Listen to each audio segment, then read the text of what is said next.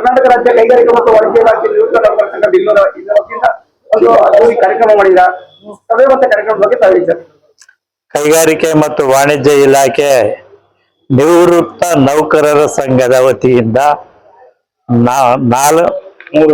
ಮೂರನೇ ಸಮಾವೇಶ ಮತ್ತು ನಿವೃತ್ತ ನೌಕರರ ಡೈರೆಕ್ಟರಿ ಮತ್ತು ಹಾಗೂ ಕಿತ್ತೂರ ಕಿಡಿ ಬೆಳವಡಿ ಯಲ್ಲಣ್ಣನ ಕೃತಿ ಬಿಡುಗಡೆಯನ್ನು ಈ ರಾಜ್ಯದ ಮುಖ್ಯಮಂತ್ರಿಗಳಾಗಿದ್ದಂತ ಕೇಂದ್ರದ ಮಾಜಿ ಸಚಿವರಾಗಿದ್ದಂತ ಶ್ರೀಮಾನ್ ಶ್ರೀ ವೀರಪ್ಪ ಮೊಯ್ಲಿಯವರು ಬಿಡುಗಡೆ ಮಾಡಿದ್ದಾರೆ ಮತ್ತು ಕಾರ್ಯಕ್ರಮವನ್ನು ಉದ್ಘಾಟನೆ ಮಾಡಿದ್ದಾರೆ. ಅವರಿಗೆ ಮೊದಲನೇದಾಗಿ ನಾವು ಧನ್ಯವಾದಗಳನ್ನು ಹೇಳ್ತೇವೆ. ಮತ್ತು ಇವತ್ತು ಬುದ್ಧ ಪೂರ್ಣಿಮೆ ಶುಭಾಶಯಗಳನ್ನು ಹೇಳ್ತೇವೆ. ಗುರುಪೂರ್ಣಿಮೆಯನ್ನ ಹೇಳ್ತೇವೆ.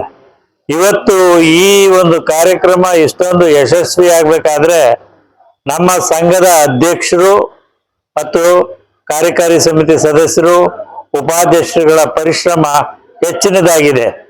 ಅದರಲ್ಲೂ ವಿಶೇಷವಾಗಿ ಜಿ ನಾಗರಾಜ್ ಅವರು ಅಧ್ಯಕ್ಷರಾದ್ಮೇಲೆ 4 ಕಾರ್ಯಕ್ರಮಗಳನ್ನ ಬಹಳ ಯಶಸ್ವಿಯಾಗಿ ನೆರವೇರಿಸಿದ್ದಾರೆ. ಬೆಂಗಳೂರಿನಲ್ಲಿ, ಮೈಸೂರಿನಲ್ಲಿ, ಉಡುಪಿಯಲ್ಲಿ ಬಹಳ ಚೆನ್ನಾಗಿ ಅದ್ದೂರಿಯಾಗಿ ನೆರವೇರಿಸಿ ಬೆಂಗಳೂರಿನಲ್ಲಿ ಇದು 3ನೇ ಸಮಾವೇಶವನ್ನು ಏರ್ಪಡಿಸಿ ಇದರ ಅಂಗವಾಗಿ ಡೈರೆಕ್ಟರಿಯನ್ನ ಬಿಡುಗಡೆ ಮಾಡಿದ್ದೀವಿ.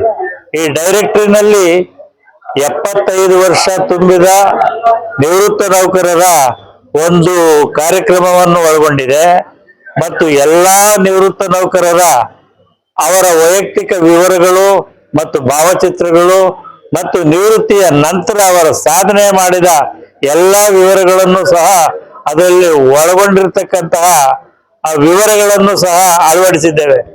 ಇಂತಹ ಡೈರೆಕ್ಟರಿ ಇಡೀ ರಾಜ್ಯದ ಯಾವುದೇ ಇಲಾಖೆನಲ್ಲೂ ಸಹ ಇಷ್ಟು ವರ್ಣರಂಜಿತವಾದಂತಹ ಒಂದು ಡೈರೆಕ್ಟರಿನ ಹೊರತಂದಿರೋದು ನನ್ನ ಅನುಭವಕ್ಕೆ ಇದುವರೆಗೂ ನಾನು ನೋಡಿಲ್ಲ. ಅವರು ಈಗ ಇಷ್ಟು ವಯಸ್ಸಿನಲ್ಲೂ ಸಹ ನವ ಯುವಕರಂತೆ ನಮ್ಮ ಎಲ್ಲರನ್ನೂ ಹುರಿದುಂಬಿಸಿ ಈ ಒಂದು ಡೈರೆಕ್ಟರಿಯನ್ನ ಬಹಳ ಚೆನ್ನಾಗಿ ತಂದಿದ್ದಾರೆ. ಮತ್ತಿನ್ನೊಂದು ಈ ಒಂದು ಕಿತ್ತೂರ ಕಿಡಿ ಬೆಳವಡಿ ಯಲ್ಲಣ್ಣನ ಪುಸ್ತಕವನ್ನ ಹೊರತರಲಿಕ್ಕೆ ಅವರು ಕಾರಣೀಕರ್ತರಾಗಿ ನನಗೆ ಪ್ರೋತ್ಸಾಹವನ್ನು ಸಹ ನೀಡಿದ್ದಾರೆ. ಅದು ಏನು ಸಂಗೊಳ್ಳಿ ರಾಯಣ್ಣ ಕಿತ್ತೂರಿನ ರಾಣಿ ಚೆನ್ನಮ್ಮನಿಗೆ ಕೊಟ್ಟಂತ ಸಹಕಾರದಲ್ಲಿ ಆ ಯಲ್ಲಣ್ಣನು ಸಹ ಸಮಾನವಾಗಿ ಹೋರಾಟ ಮಾಡಿ ಕಿತ್ತೂರಿನ ಸ್ವಾತಂತ್ರ್ಯಕ್ಕಾಗಿ ಹೋರಾಟ ಮಾಡಿದ್ರು. ಇವತ್ತು ಏನಾದ್ರೂ ಭಾರತದ ಸ್ವಾತಂತ್ರ್ಯಕ್ಕೆ ಏನಾದ್ರೂ ಕಿತ್ತೂರು ಮುನ್ನುಡಿಯನ್ನು ಬರೀತು. ಈ ಕಿತ್ತೂರು ಮುನ್ನುಡಿ ಬರೆದಿದ್ದು ಭಾರತದ ಸ್ವಾತಂತ್ರ್ಯದ ಹೋರಾಟಕ್ಕೆ ಒಂದು ನಾಂದಿ ಆಯ್ತು. ಅಂತಹ ಒಬ್ಬ ವೀರನ ಒಂದು ಹೋರಾಟದ ನಡೆಸಿದಂತಹ ಅವನ ಚರಿತ್ರೆ ಇದುವರೆಗೂ ಯಾರೂ ಬರೆದಿರಲಿಲ್ಲ. ಅಂತ ಒಂದು ಪುಸ್ತಕವನ್ನ ಇವತ್ತು ಹೊರತರಲಿಕ್ಕೆ ನಮ್ಮ ಕೈಗಾರಿಕೆ ಮತ್ತು ವಾಣಿಜ್ಯ ಇಲಾಖೆ ನಿವೃತ್ತ ನೌಕರರ ಸಂಘ ತುಂಬಾ ಸಹಕಾರವನ್ನು ಕೊಟ್ಟಿದೆ.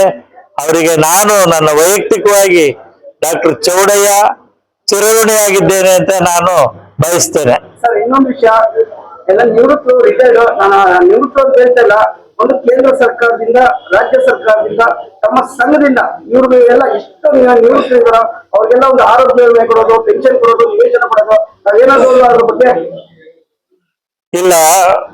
ಈಗ ನಾವು ಕರ್ನಾಟಕ ಸರ್ಕಾರದಲ್ಲಿ ಈ ಪ್ರಸ್ತುತ ಏನು ಸರ್ಕಾರಿ ಸೇವೆನಲ್ಲಿದ್ದಾರೆ ಅವರಿಗೆ ಆರೋಗ್ಯದಲ್ಲಿ ಏರುಪೇರಾದ್ರೆ ಆರೋಗ್ಯ ವಿಮೆಯನ್ನ ಮಾಡಿದ್ದಾರೆ. ಅದೇ ಮಾದರಿಯಲ್ಲಿ ನಿವೃತ್ತ ನೌಕರರು ಅವರಿಗೆ ಪಿಂಚಣಿ ಬರ್ತಕ್ಕಂಥದ್ದು ಅತ್ಯಲ್ಪ. ಅದು ಅವರ ಆರೋಗ್ಯಕ್ಕೆ ಏನೂ ಸಾಲಲ್ಲ, ಅವರ ಜೀವನ ನಿರ್ವಹಣೆಗೆ ಸಾಲದಿಲ್ಲ.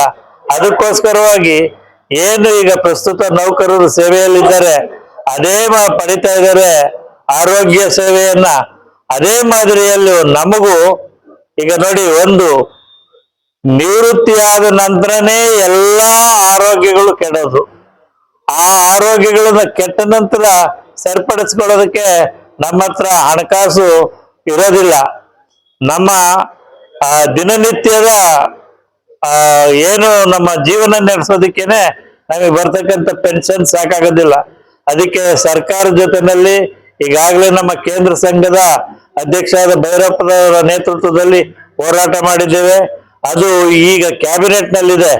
ಅದು ಆದ್ರೆ ನಮ್ಗೆ ಅನುಕೂಲ ಆಗ್ತದೆ, ಆಗದೆ ಇದ್ರೆ ನಾವು ಹೋರಾಟ ಮಾಡ್ತೀವಿ. ಒಂದು ನಿವೇಶನ ಕೊಡೋತರ, ಮನೆ ಕೊಡೋತರ, ಸ್ವಲ್ಪ ಏನಾದ್ರು ಒಂದು ಕೇಂದ್ರ ಸರ್ಕಾರದಿಂದ ಒಂದು ನಿವೃತ್ತರಿಗೆ ಏನಾದ್ರು ಒಂದು ಹೆಲ್ಪ್ ಆಗೋ ತರ ಏನಾದ್ರು ಇಲ್ಲ, ಅದು ನೇರವಾಗಿ ಈಗ ನಾವು ಅಂತ ಬೇಡಿಕೆ ನಾವು ಇಟ್ಟಿಲ್ಲ, ಮುಂದೆ ನೋಡೋಣ ಅಂತದ್ದು. ಸರ್, ಇನ್ನೊಂದೇ ಒಂದು ವಿಷಯ, ಇಷ್ಟು ಒಳ್ಳೆ ವೇದಿಕೆ ಮೇಲೆ ಎಲ್ಲ ಒಂದೊಂದು ಉತ್ಸಾಹ, ಒಂದು ಯುವಕರು ಒಂದು ಇನ್ನ ಯಂಗ್ಸ್ಟರ್ಸ್ ತರ ಒಂದು ಹಾಡು ಹೇಳ್ತಾ ಇದ್ರು, ಇವ್ರ ಬಗ್ಗೆ ಏನ್ ಹೇಳ್ತೀರಾ? ನಾವು ನಮ್ಮಲ್ಲಿ ಹುದುಗಿರ್ತಕ್ಕಂತಹ ಪ್ರತಿಭೆಗಳಿದಾವಲ್ಲ, ಅವುಗಳಿಗೆ ನಮ್ಮ ಸಂಘದಿಂದನೂ ಪ್ರೋತ್ಸಾಹ ಕೊಡ್ತಾ ಇದ್ದೀವಿ. ಆ ಪ್ರೋತ್ಸಾಹ ಕೊಡೋದ್ರಿಂದ ನಮ್ಮ ಆರೋಗ್ಯ, ಈಗ ನಾವು ವಯಸ್ಸಾದವ್ರಿಗೆ ಒಂದು ಹಾಡು ಹಾಡೋದ್ರ ಮುಖಾಂತರ, ಒಂದು ಮಾತಾಡೋದ್ರ ಮುಖಾಂತರ, ಒಂದ್ ಕಡೆ ಸೇರ್ಕೊಳ್ಳೋದ್ರ ಮುಖಾಂತರ, ಒಂದು ಚರ್ಚೆ ಮಾಡೋದ್ರ ಮುಖಾಂತರ, ಅದೇ ಒಂದು ಔಷಧಿ ಈ ಆರೋಗ್ಯವನ್ನ ಇಂಪ್ರೂವ್ ಮಾಡ್ಕೊಳ್ಳೋದಕ್ಕೆ ನಾವು ಮಾಡ್ತಾ ಇದ್ದೇವೆ. ಈ ಪ್ರವಾಸ ಇಂಥವನ್ನೆಲ್ಲ ಕೈಗೊಂಡ್ರೆ ನಮ್ಮ ಆರೋಗ್ಯ ಇಂಪ್ರೂವ್ ಆಗುತ್ತೆ.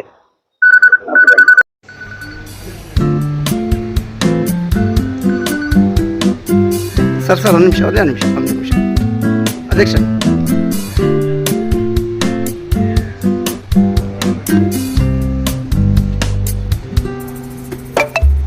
ಒಂದು ನಿಮಿಷ ರೀ.